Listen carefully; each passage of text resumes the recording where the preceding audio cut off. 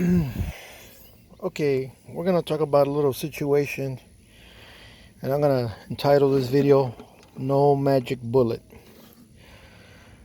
and it involves this guy right here.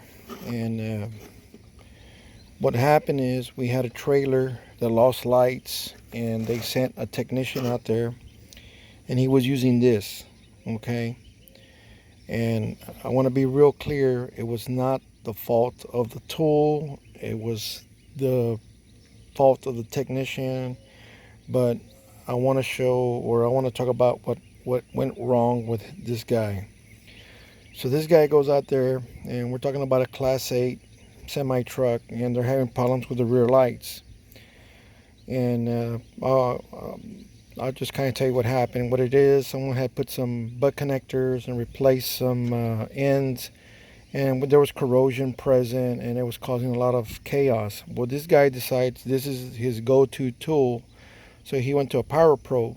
Where he made the fatal mistake was, unfortunately, this power probe, and I know mine's is one, it does not reach from the front of the tractor trailer all the way to the back. But at the same time, if you have that much lead, it's a lot of cable to keep around unless you're a dedicated trailer mechanic.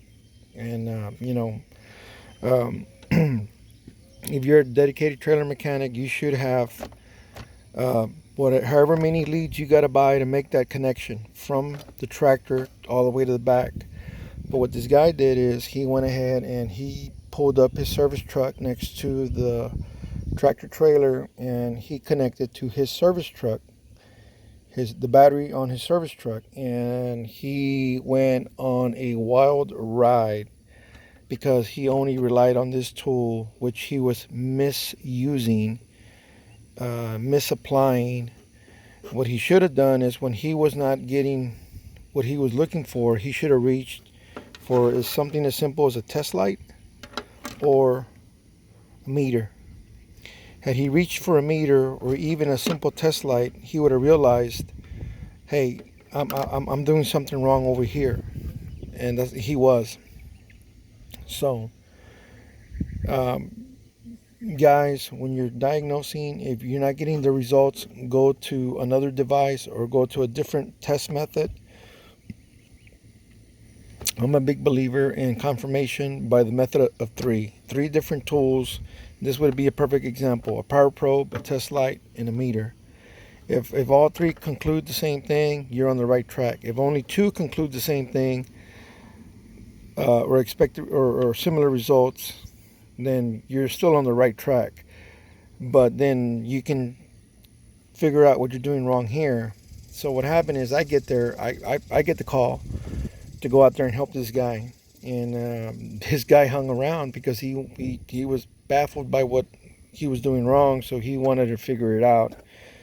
So I show up, and first thing I reach for is this, and I'm getting some spotty results because of the corrosion and the pigtails that's in the bumper hidden.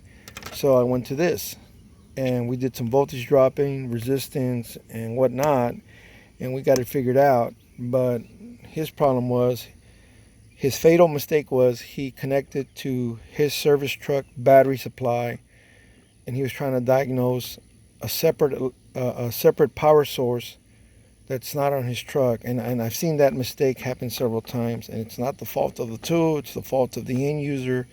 So guys, always, there's no one magic bullet that can fix problems. That's why we have meters, test light, this, clamp amps, scopes, and all that. So if you don't, I think this is one of the best combinations you can have: a test light, a meter, and a power probe. But be careful with a power probe. Understand its limitations, understand its usefulness, and understand its potential to create damage, because it's a powerful tool. And just like any powerful tool, there's a good way to use it and there's a bad way to use it. So anyway, I thought it was interesting, and I thought I'd share the story. Thanks for watching.